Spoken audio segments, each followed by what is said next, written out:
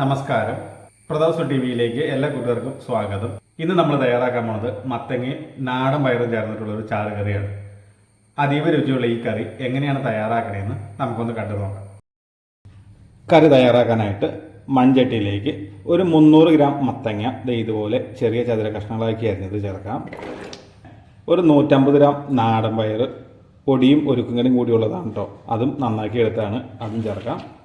3 പച്ചമുളക് രണ്ടായി കീറിയത്, ഒരൽപ്പം കറിവേപ്പില, 1/2 ടീസ്പൂൺ മഞ്ഞൾപ്പൊടി, ആവശ്യത്തിന് കല്ലുപ്പ്.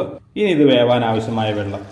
വെള്ളത്തിൻ്റെ അളവിന് കൃത്യമായ കണക്കൊന്നും വേണമെന്നില്ല, ചാറ് കറിയാണ്, ഒരൽപ്പം കൂടിപ്പോയാലും കുഴപ്പമൊന്നുമില്ല. ഇനി ഇത് നല്ലതുപോലെ ഒന്ന് ഇളക്കി യോജിപ്പിക്കാം. ഇനി ഇത് അടച്ച് വെച്ച് നല്ലതുപോലെ ഒന്ന് വേവിച്ചെടുക്കാം. ഇടയ്ക്കിടയ്ക്ക് 1-2 വട്ടം ഒന്ന് ഇളക്കിയിട്ട് കൊടുക്കണം. ഇത് വെന്ത് വരുമ്പോഴത്തേക്കും ഇതിനകത്ത് ചേർക്കാനുള്ള അരപ്പ് തയ്യാറാക്കാം.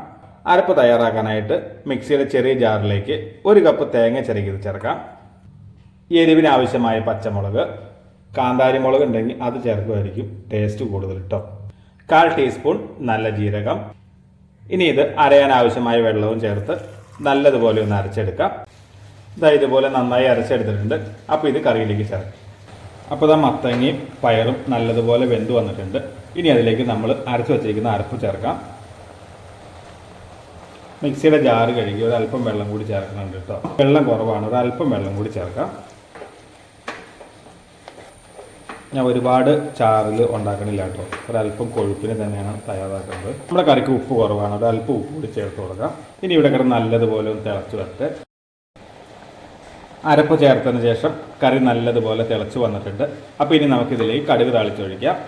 ചൂടായ ചട്ടിയിലേക്ക് 1.5 ടേബിൾ സ്പൂൺ വെളിച്ചെണ്ണ ഒഴിച്ചു കൊടുക്കാം. 1/2 ടീസ്പൂൺ കടുക്, 4 ചെറുപുള്ളി വട്ടത്തിലരിഞ്ഞത്, 3 വറ്റൽമുളക്.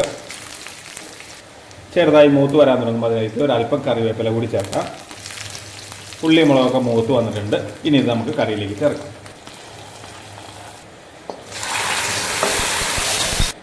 അപ്പോൾ സ്വാദിഷ്ടമായ നാടൻ പയറും മത്തങ്ങയും കൂടിയിട്ടുള്ള ചാറ് കറി തയ്യാറായിട്ടുണ്ട്.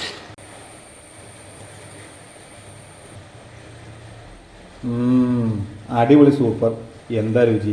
അപ്പോൾ തീർച്ചയായിട്ടും നിങ്ങൾ എല്ലാവരും വീട്ടിലൊന്ന് തയ്യാറാക്കി നോക്കുക. ഇത് ചോറിൻ്റെ കൂടെ കഴിക്കാൻ അടിപൊളി കറിയാണ്. അപ്പോൾ ഈ രുചി എല്ലാവരിലും എത്തട്ടെ.